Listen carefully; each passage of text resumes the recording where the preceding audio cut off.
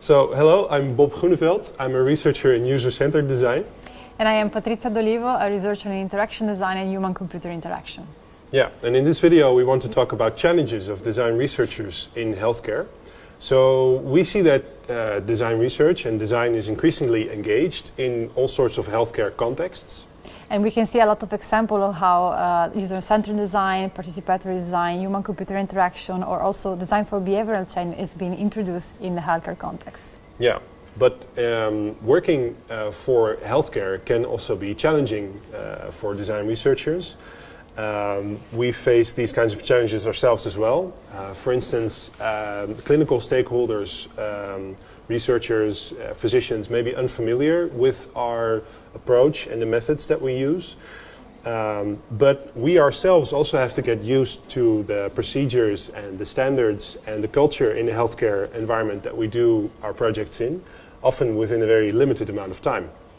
So we ask ourselves, can we try to identify those challenges that occur in conducting design research in the healthcare context? And can we step out from our design domain and try to identify general challenges that can occur whenever we conduct user-centered design research or interaction design research in healthcare context? Yeah, so together with two other researchers, we organized a series of workshops, 4 in total. There were 39 participants, and they were from all over the world. We worked with design students, design practitioners, and design researchers as well, with various levels of expertise. And we organized the workshop format so they could provide input on each other's reflections and reach a certain consensus within each session. So as Bob said, we designed our own workshop and we identified 4 main steps in which we could divide our workshop experience to let the participants get acquainted to each other, so starting to interview each other and describe events that happened during their project or during their research, and then mapping out all these events in a big canvas divided according to timelines, and then discuss those challenges together and share them among each other so that they could share and integrate each events together.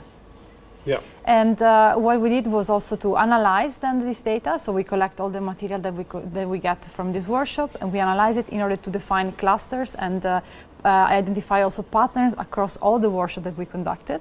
And in the end, what we obtained were we identified 8 main challenges.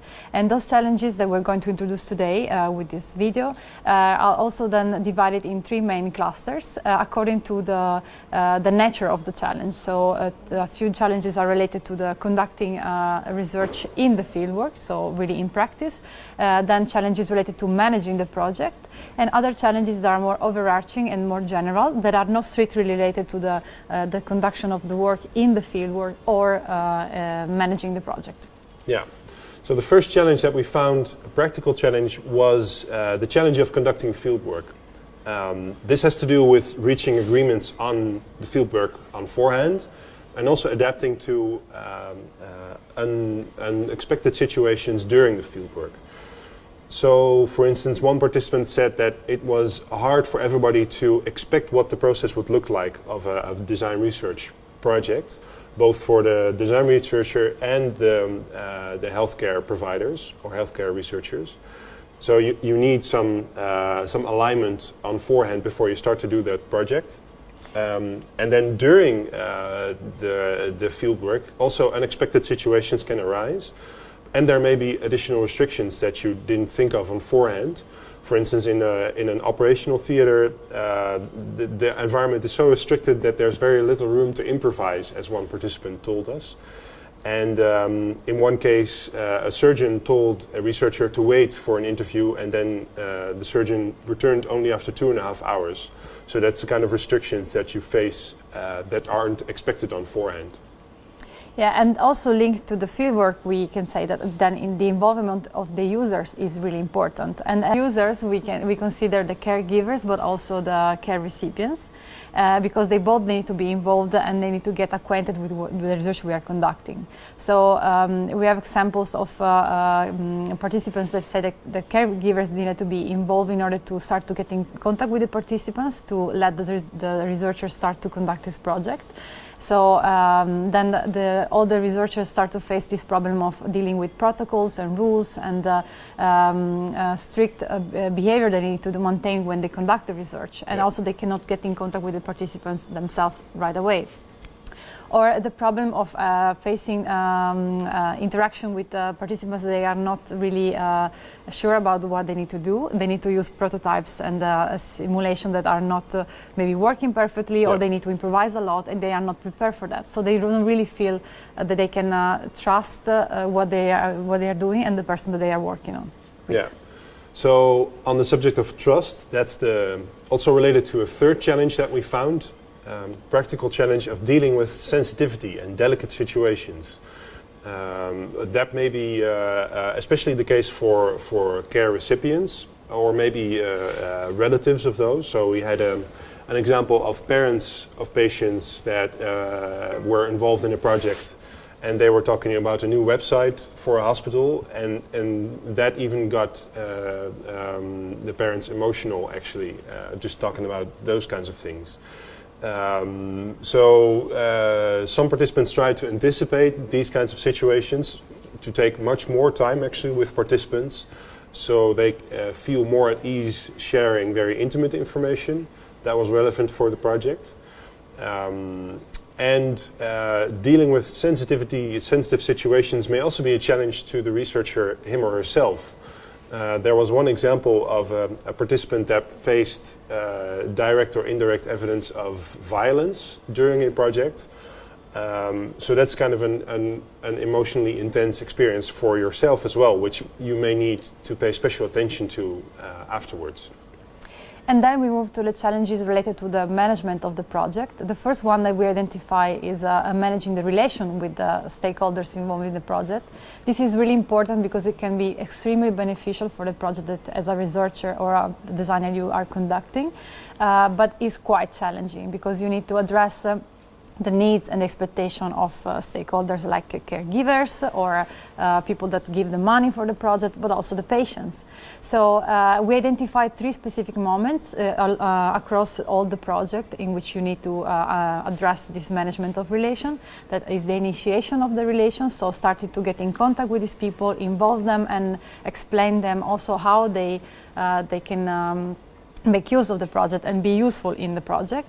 Then maintaining the relations, so across the time understand how to share results and outcomes from the research that you are conducting in an understandable way for both sides.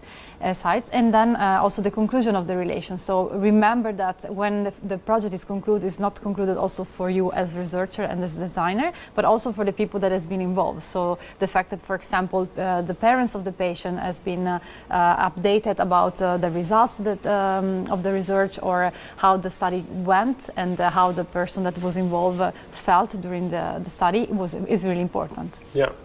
So Patrizia was talking a bit about making yourself understandable, and reaching understanding is actually a way of managing these relations, but it's also a challenge in itself.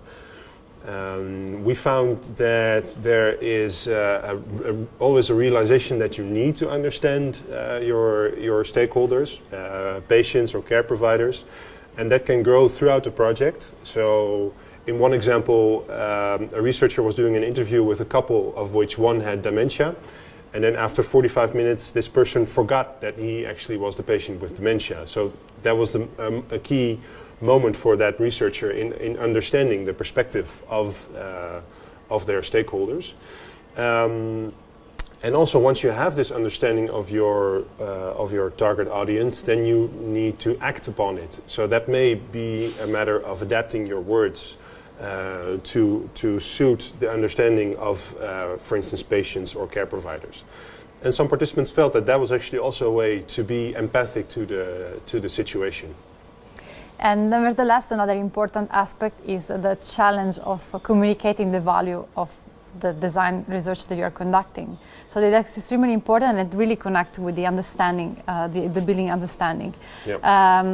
Most of the time, stakeholders that are involved, they need to understand what is in the project for them, what they can get out of it. So it's really based on the expectation that they have. And most of the time, the expectation that stakeholders like caregivers have are really related to the final results, the the tangible and concrete result that you obtain at the end of the project. While maybe for designer and design researcher, what is really important is actually the process and how you go through all the steps of the project, the challenges that happen, and how you manage to collect more and rich data throughout that. So it's important that since at the beginning of the project you really establish what are the expectations from both sides and make agreement towards that, and also let the people understand that the value of the project relies only on the final point of it, but also throughout all the experience that you're conducting. Yeah, and so then there's a couple of generic or overarching challenges that we found. The first one is simply dealing with restrictions in time or money. So in one project, for instance, it was a problem that the surgeons couldn't get reimbursed for their involvement in this research. So they had to seek that out, how that could be arranged in that project. It may also be an issue that even when stakeholders are involved, they may have very little time to provide feedback on intermediate results. So maybe just a lunch break or a break between shifts, and that's 15 minutes that you have to get your point across. So that's the first other challenge that we found. And the second one relates again to the establishment of rapport with people. So one important thing that we discover is that, and that a participant actually expressed directly themselves, was you need to find a common dialect to have a dialogue with the people involved. And everybody that comes from different domains, that speaks their own language, their own keywords, they see things in a different way, they have their own perspective. So it's important to kind of lower the threshold of understanding each other and use common words, and then maybe explain further what you're aiming with by defining certain things, and also reducing the level of judgment that you have towards the other, in order to let all the people involved at ease and integrated in the project that you are conducting. Yeah. So those are the 8 challenges that we found so far. They're not isolated boxes, they're interrelated, and probably, as you heard, there's some overlap between them. Multiple challenges can occur at the same time, we think. It's also not an exhaustive overview that we have now, but we do feel that it's a starting point to have discussions about good practice in design research, and also to raise the awareness of these types of challenges that design researchers may run into for other stakeholders that are involved. The challenges are not unique to design research in healthcare. Other qualitative researchers face similar issues, such as communicating the value of of that type of research in a healthcare setting. And some things are also more generic to design research, such as involving end users and obtaining useful feedback. But we do feel that some challenges, for instance, dealing with regulations for patient involvement and dealing with sensitive or delicate situations, is a bit more challenging in a healthcare context. So that is useful, we think, to keep in mind. Yeah, so our aim with this, by sharing this overview, is really to raise awareness and let you understand that whether you are a beginner researcher and started to conduct for the first time your project in healthcare, or you're really expert, these kind of hurdles, they can come up really easily and without you expecting them. So it's important to be aware of it, and understanding that a lot of people has also tried to address these challenges and maybe find out possible solution. So it's important to share them and create a platform in which people can also have conversation and share their own experiences. So the work that we have presented today is actually already described in a journal publication that we are working on and will be published really soon. And another element that is really important to share is the fact that we also create a blog. With the first workshop experience that we had, we report all the experience of the workshop and also the comments from the participants in a shared online page. And we also ask the participants that participate to the workshop that time to look at it and give us feedback in order to really represent exactly what were their own experiences. So we thank you for being our audience today. Yeah, have a look at the blog, and we'll publish the paper soon. Thanks.